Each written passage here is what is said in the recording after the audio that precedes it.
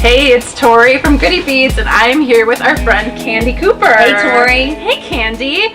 We are super excited today because we are going to be doing a little project with Sizzix, and it's a super easy one. We're just going to make this super easy cuff bracelet, and we had already done some painting on the bracelets, which you guys can find in another video, but now we're just going to make it into nice, easy cuff. You know what? So easy. And Yes. this is like one of this little, I feel like you see this die and you're like, what's Yeah, that what do I do with that? So when we were talking Yeah. about videos, we thought you guys might have fun with a little tip video on using the Sizzix buttonhole cutter. Yeah. Fantastic. So, we're going to start with our hand-painted leather. Like Tori said, you can catch that in another video.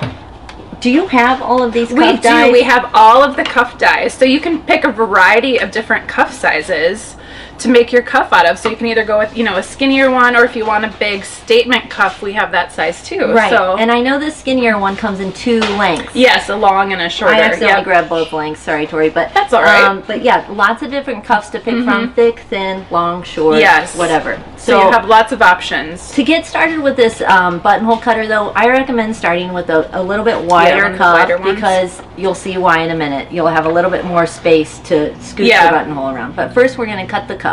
So pick the area that you like on your bracelet, and then you're just going to kind of hold that. I'm using the Movers and Shapers platform. This is the magnetic platform. Really, the instructions are right here Yep. on the platform itself. And you know you're using it right when you put it down, because then it stays. It's that magnetic part of it. Right.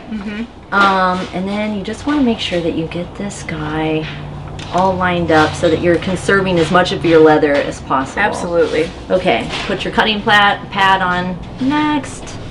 And then these cuff bracelets, it's awesome because they're so long, but you do want to make sure that you're getting it edge to edge, or Yep. else you might have to use your scissors To cut it out a to little shore bit. up. Yeah. And it's no big deal because it's a straight cut.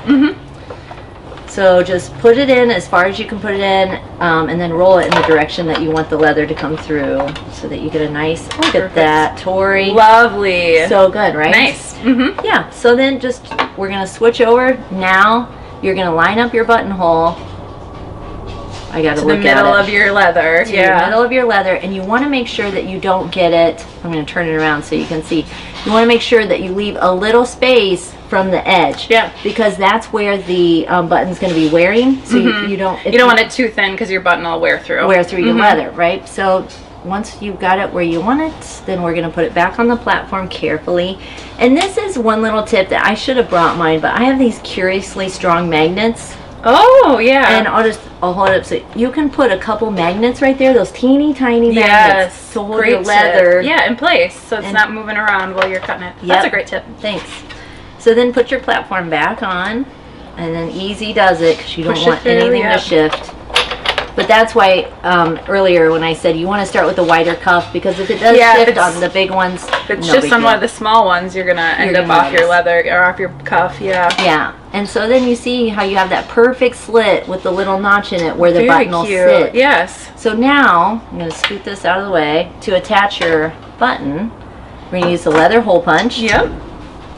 And then try to center it up, but still even that, like if you're a little off, it's okay. And again, don't get your hole too close to the edge of the leather because it'll wear through too. You got that jump ring warmed up? Yep, I sure do. Open and everything. Okay, thank you. There you are. Yep, and then we're just going to use one of your cute tiara cast Yes, buttons. great tier cast buttons. You have a ton of different We buttons. do, yeah. We have a bunch of tier cast buttons, and then we do have some other brands as well. But I'm a big fan of the tier cast ones. So they do cute. such great work. Yeah, so then we're just going to attach the button using that hole, and then grab your other chain nose pliers, you close it up. And done. Done and done.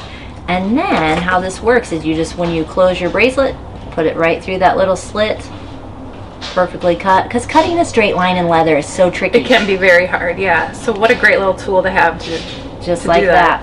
How cute is that? How easy and how cute. I love the printed leather. You did a Yep. great job painting that. Thank you.